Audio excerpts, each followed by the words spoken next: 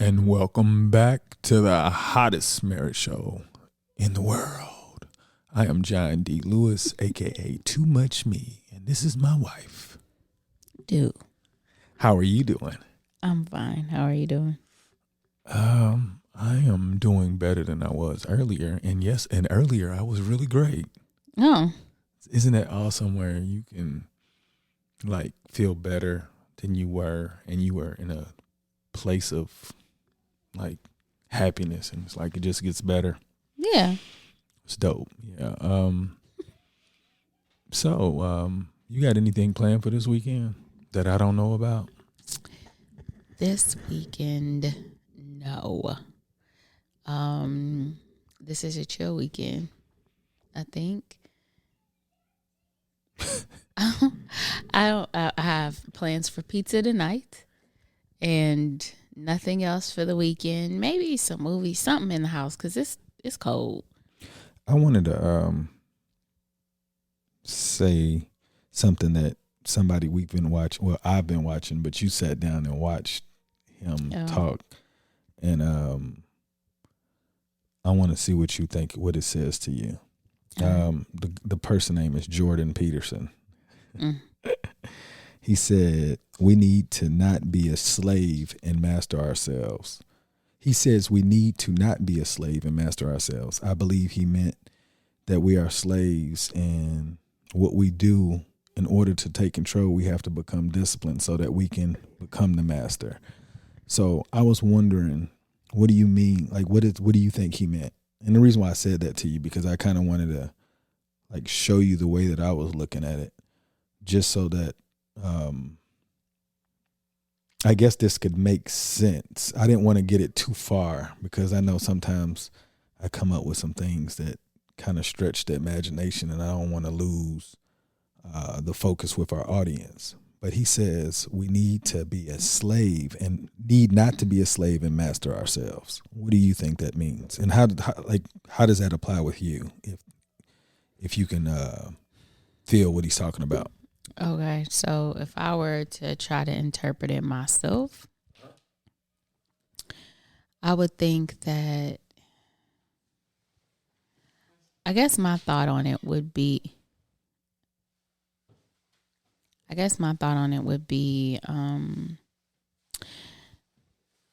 when we're growing up, we get a lot of messaging about who we are, what we should think.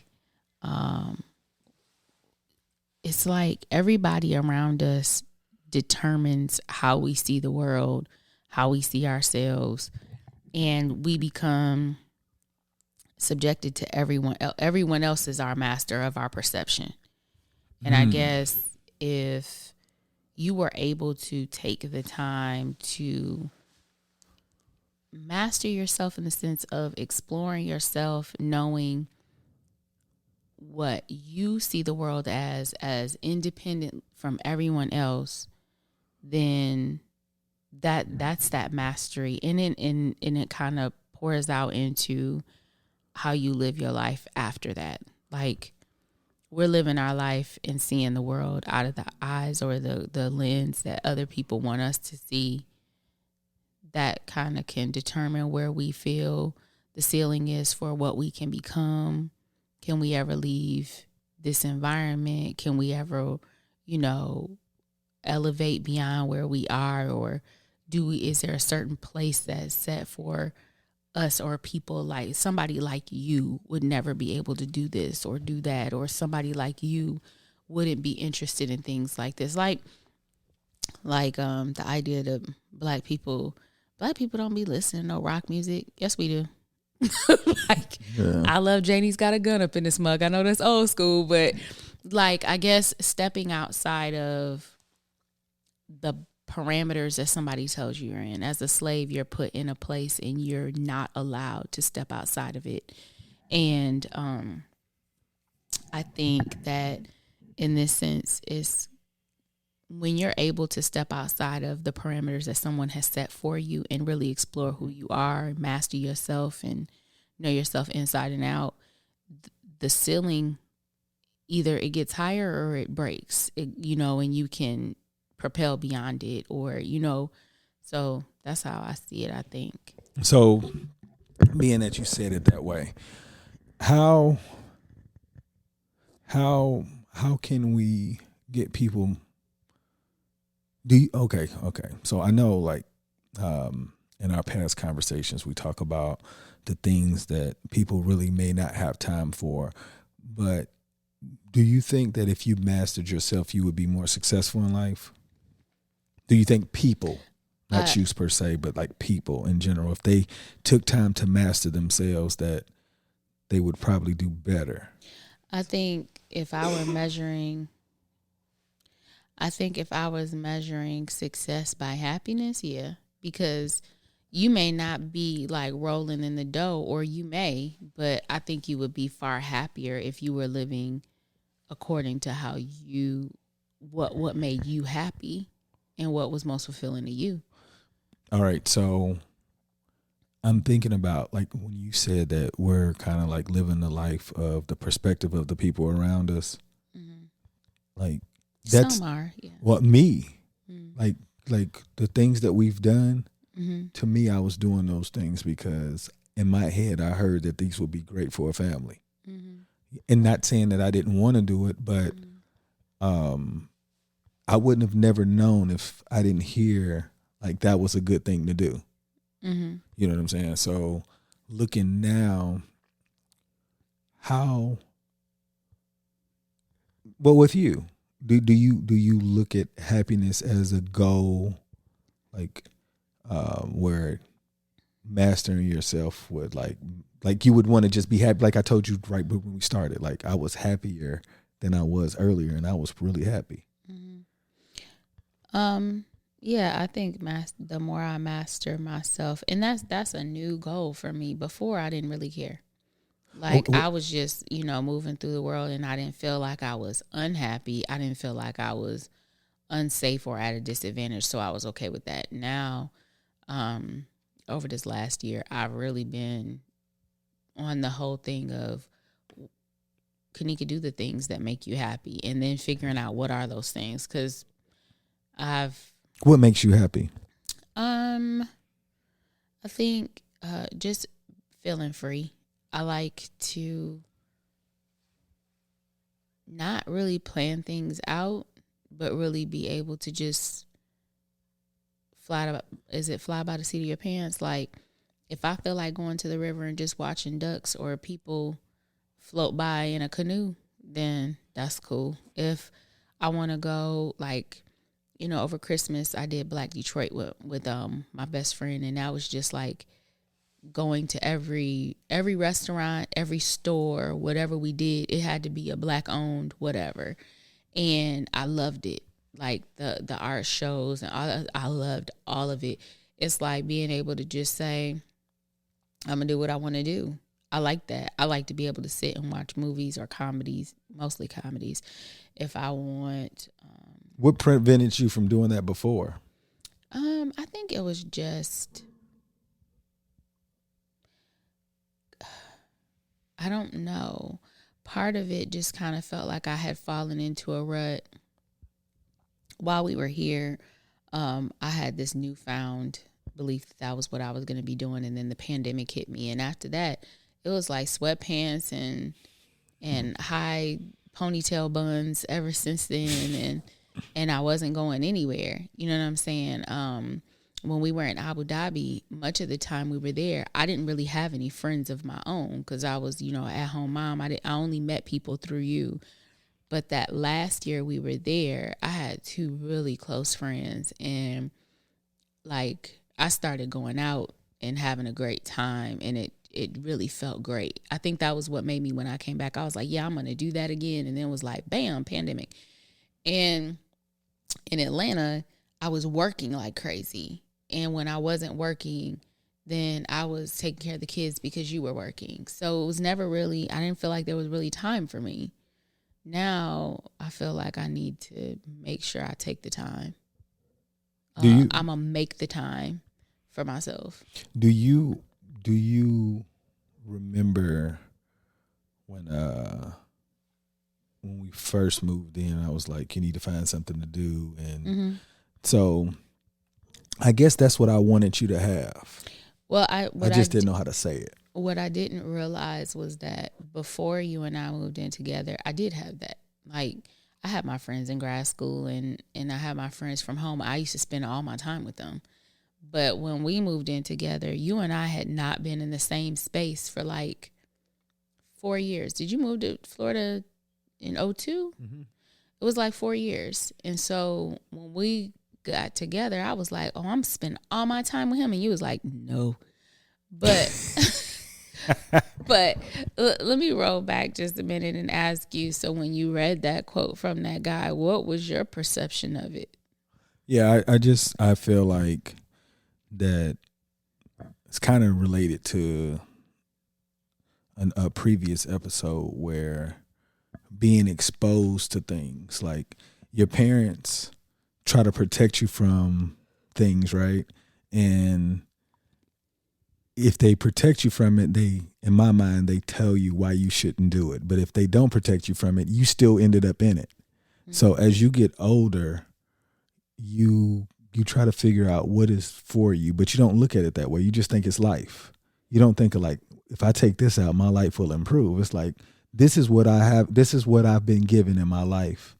So it's like, you have to figure out what are really the distractions. Like when I told you I was introduced to alcohol, sex, and gambling, mm-hmm. like at a very young age. Like, so that's the slave you. It was, because I thought that was my life. I thought I had to figure out how to balance it in order to have a family. I just thought that was a part of my life. Mm-hmm. Like I never thought like I didn't have to have it. You know what I'm saying? So when I look back and I'm like, there are people that think like I do. There's like, that you don't have to have that life, but you choose to. So when I removed it, I felt like I had gotten closer to who I was because I was a mirror of my environment. Mm. And when you think that that's what your environment's supposed to be doing, you're like, well, I'm not losing money. I'm not I'm not endangering my family through these things. And like, I'm balancing pretty well. But you don't realize if you remove those things, other things to get way better. Mm. And so when I heard that quote, it was like, what can I do to be this cold husband and this cold father? Because to me, remember yesterday when you was like, he was about to take Day to the orthodontist, and I was like, I'm in here cooking breakfast because I was like, what can I do to make her have a better day? Mm-hmm. Because I'm like, if I can jumpstart you to having a better day, it's like you're more likely to see the positive things, like, so if I'm like, dang, somebody was thinking about my happiness. Mm-hmm. So I'm like, that's where I am, to the point where I feel like I can control as much of my happiness as I think. Mm-hmm. Why can't I share it with other people? So to me, I feel like the better I get at this, the more you're going to wake up like, what the hell am I going to do today that's going to make me happier? You know what I'm saying? And like, because you say you like to be happy. And I'm like, if the more things I hear, I'm going to try to do, because I feel like when you're happier, you're going to be the best version of yourself. Mm-hmm. If you got things that's bothering you, you can't be the best wife because you're not even happy with what's going on. Okay. So if I can help you get to that happiness point where you're like, oh, okay. So then you purposefully look for things that make you happy, and then it's less things that's going to bother you. And then when they do bother you, you're like, well, this is the price of being this happy. Okay. You know what I'm saying? Like if I can be happy every day and something happens, I'm like, well, that's unfortunate. You gotta take some bumps and bruises. You have to, and I think that's what it makes you stronger as a person. But people around you benefit from it because you're less likely to bother them because you're considerate about who's around you. Transitioning into this, what? No, that was great. Oh, okay, go ahead. Yeah, no, that transition into what I really want to talk about is, what do you think is or are like the important parts of a relationship, a functional relationship? Like, and I want you to look at it in two different ways. I want you to look at it with what you thought growing up to a young adult, and then reflecting when you were a child to this point where you like, okay, I think that the relationship that I thought as a kid, it wasn't this, it needed this as an adult. You know, this is what I think I was missing. Mm-hmm. You know what I'm saying? So I would like to know, because I feel like the better we communicate, the more I can work on those things where I feel like, you know how you do like a job performance and like, are you really being the best you can? And then your wife says, well, you know, this would make me happy. And I'm like, well, I don't do any of that. Like, so that I can incorporate that into the relationship aspect. Growing up, I guess I didn't think, when I thought about marriage, I was just thinking about love. And as an adult, I feel like love is still important, but the honesty, respect, friendship part, to me, has more weight, because the love will come with all of those things in place. Like, you can love someone and not really be their friend. I've learned that. Like, you can love someone and they not be the person that you most confide in. You can love someone and they not be the first person that comforts you in a situation. You could love someone and like share a bed with them and be in the house with them, and that not necessarily, there not be the strongest friendship possible. You can. But there's not a friend I have that I don't love. Like, you can have love and not necessarily have a great friendship. But if you have a great friendship, it's love in it. So, you know, it's like the byproduct. And I feel like growing up, it was like, you're going to find someone who really loves you and you're going to really love them. And then this, that, and this will happen. And really what you learn when you're in a marriage is that, I remember I used to, and I had a friend who used to say, she was like, I hate when people say they married their best friend. and it's not, she said, it's not because it's not their best friend. It's just that there are so many people that they're your best friend based on who y'all been, like, once you really get down to it, like my best friend, we have been friends for the last 30 years now.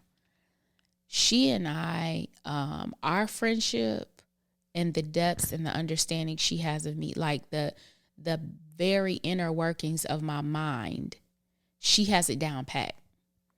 And out of those 30 years, like when you and I got married, you didn't know me like she did. So I could say you were my friend, but I couldn't say you were that best friend. And I think when my friend was talking to me, she was just like, you don't even, like, best friends go through so many growing pains. Like, they see you having the hardest time with they grow up with you and like you're a kid and your parents are divorcing, or, you know, you struggled with bullying or whatever. Like, that part that really shaped who you are, they saw that part.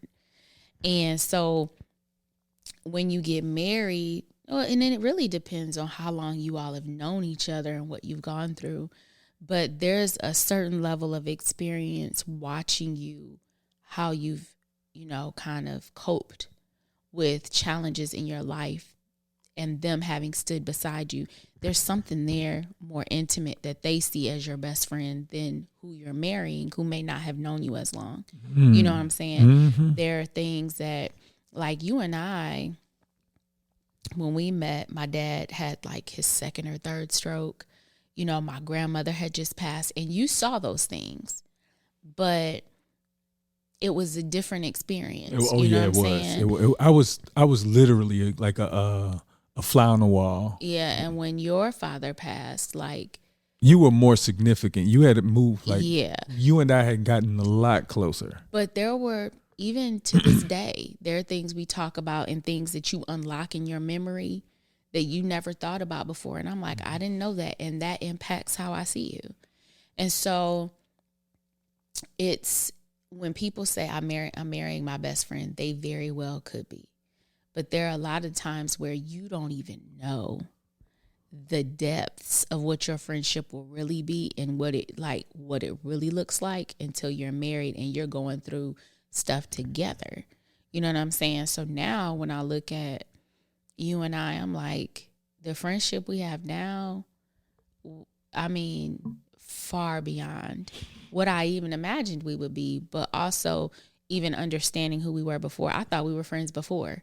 Oh, yeah. And now I'm like, yeah, like growth. You know what I'm saying? Look, I'm just listening. I didn't even look at it that way until you said it. And I was like, wow. Like that. So now I kind of believe when people like say, I married my best friend. You don't know. I mean, it but just sounds good. It's cliche, right? Yeah, but at the same time, you could. Like, I'm not going to take that away from anybody who really honestly feels that way. I know, but I'm saying like when I hear that, and I don't want to knock it because, but when you start putting the facts of a person's relationship, y'all had to know each other for a long time then, because did you go through the toughest times? Like you said, like when you have your best friend, she sees you grow and you see her grow. So y'all go through the tough times together, but you haven't gone through any tough times unless you've been with your person for a significant amount and say, you know what, there's nothing that we haven't seen. Yeah.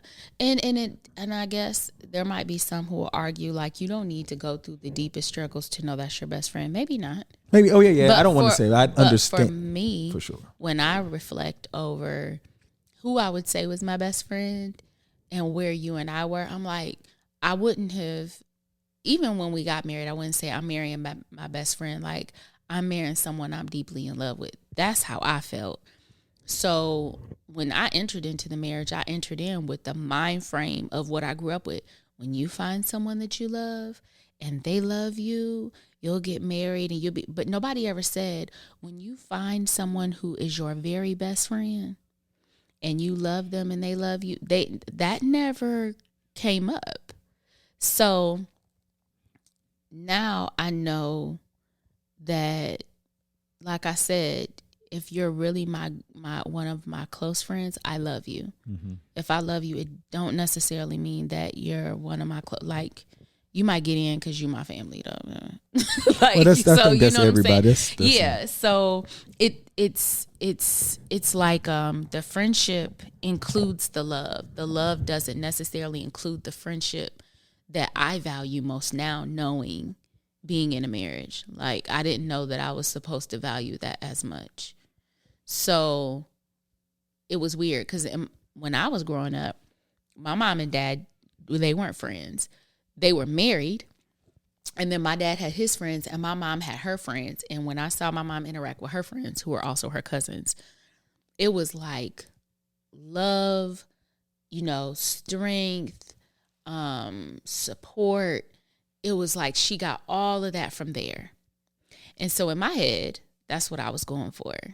And as I grew up in this marriage and watching other marriages, there were some key marriages that I saw over time that I was like, I want that.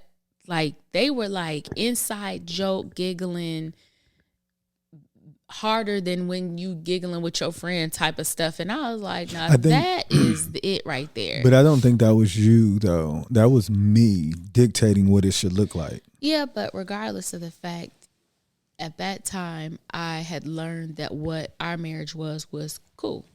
Oh, yeah. But it could have been better. Yeah, I didn't know that it was going to look like that, though. So when I saw that, I was like, hey, why can't I have that? And I remember when we got to Abu Dhabi, you said, they look like they have fun. Yeah. Yeah. Like, and then you started naming people. And that was where it was a time where I'm reflecting, because in my head, I'm like, she can't really, like, she got to be happy with what I'm giving out. You know what I'm saying? Because I'm like, I'm doing things that I've never thought about doing. And then when you said that, I was like, well, we ain't happy. And then I was like, but even then I can say that I didn't put as much time into the reflection as I do now. And I'm like,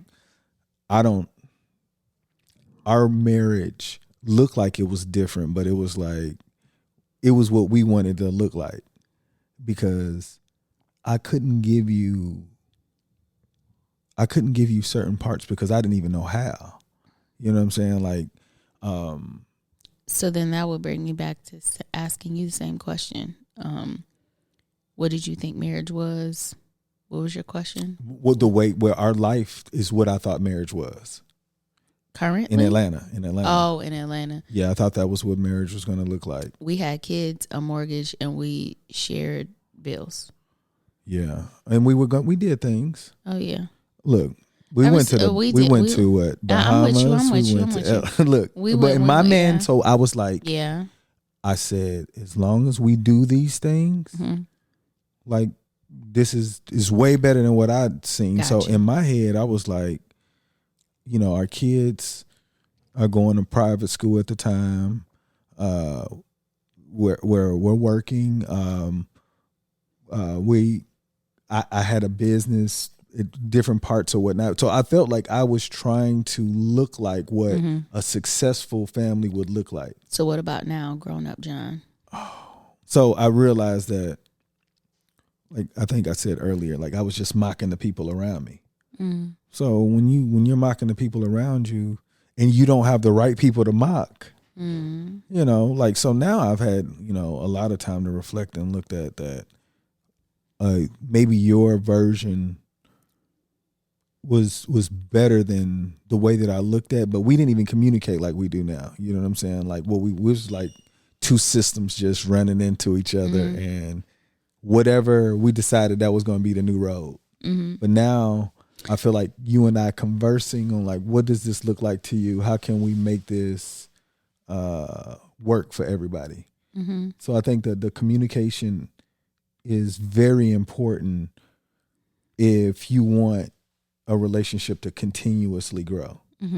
Like if you're not, and I think that we'll always improve now because we see what it's done.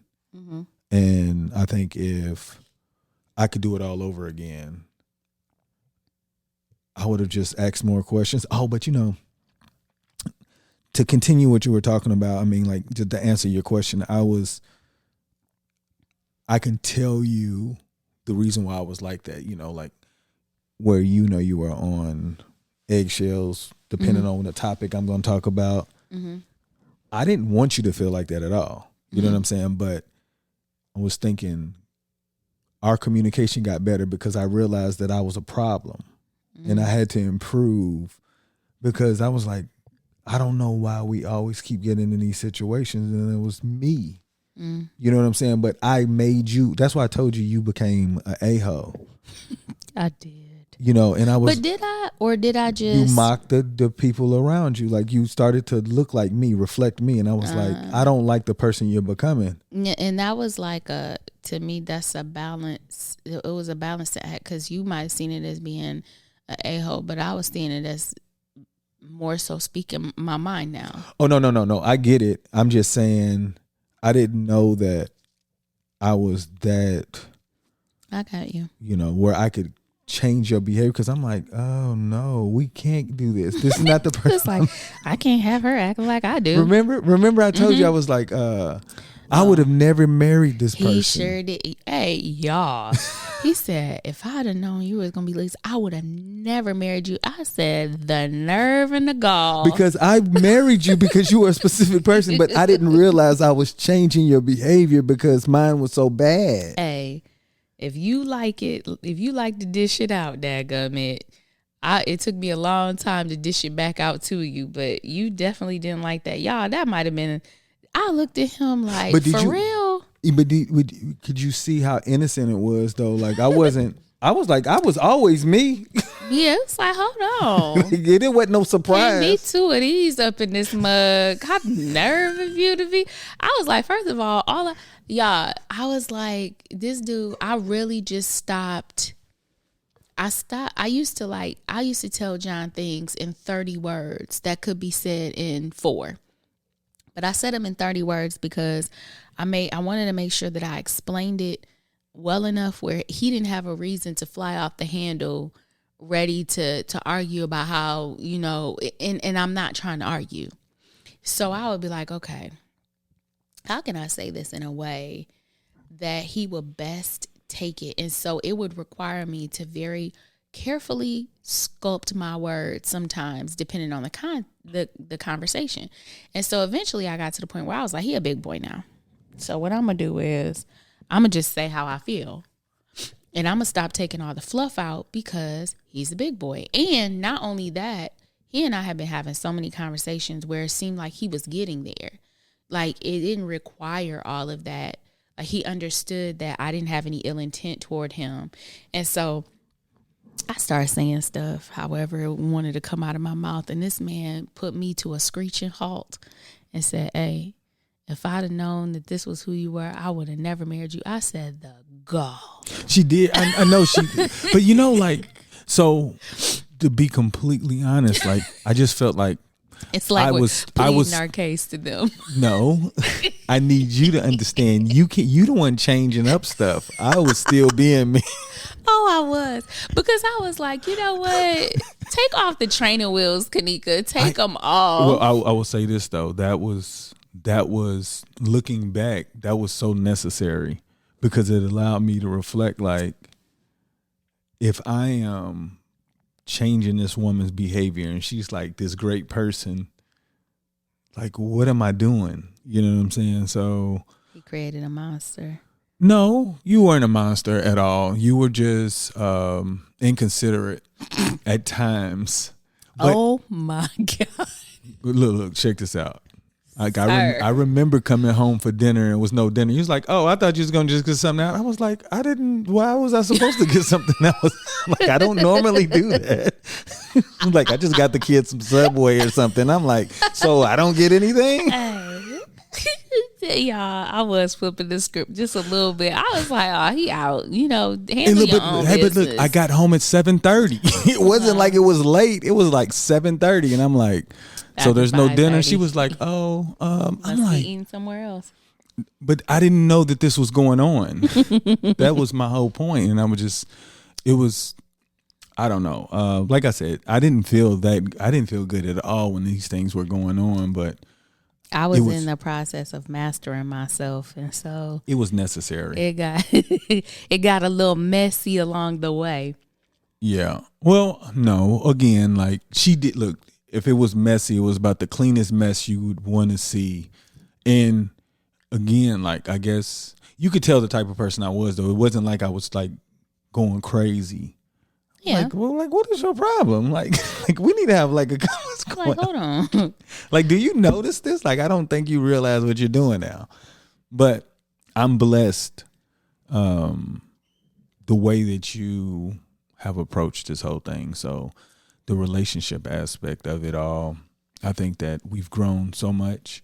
Mm-hmm. And I'm looking forward to continuously growing to the point where you like, maybe you do know what you're talking about. Yeah, that's all he really wants. I do. He really wants people to tell him that I went to go look for it. Yeah, he wants everybody to tell him that he is on the track and they understand and he was right. No, it wasn't not necessarily right. It was like, I want people to realize that I am really trying to find happiness, right? And if I find it, I want them like, dang, you know what? He said he was going to do it, and he said he was going to show people. So I feel like if I continuously work toward this goal, like, my wife is going to look like, man, do you see them? They look like this, and like, they're not faking it. You know what I'm saying? Or if you talk to our kids and they're actually happy. Yeah, that's what I'm saying. Like, I know people say, people create their life on social media, and I'm like, I'm way happier, and I put less things out on social media now. I just kind of promote this, but I'm blessed to have you in my life, and I love you. For real. I love you too. Is any shout outs you want to give before we get out of here? I had one in mind, but I forgot. I think, what were we talking about? Master and slave and all that stuff. I think I already gave shout outs to all of my friends, but all of my friends helped me figure out, they helped me on my journey to mastering myself. They still are. So I love McKK, Tracy, FAY, wow, all of y'all. For sure. I want to give a shout out to John David Lewis. He has a podcast on the YouTube channel called Growing Man. Oh, okay. Yep. Okay. He has about 27, 28 episodes out there. They're only 2 minutes, and it's just talking about his journey. It originally was chasing greatness, but recently he saw a podcast with Big Sean. I think he was on Jay Shetty's podcast, and he was just talking about when you're chasing something, you're in an act of desperation, and you're willing to do whatever to get it. And he was like, change your words up. And I was like, aspire to be. And I was like, since I was chasing greatness, I can't aspire to be greatness. I'm going to aspire to be the greatest. And when I say the greatest, it's going to be whatever it looks like. So whatever I become, know that I'm challenging everybody who fits in the category, because I am going to become. I just went from third person to all about me. Yeah, it's like, yeah. But at least you know what I'm talking about. I really want my wife to be like, yes, yes, yes.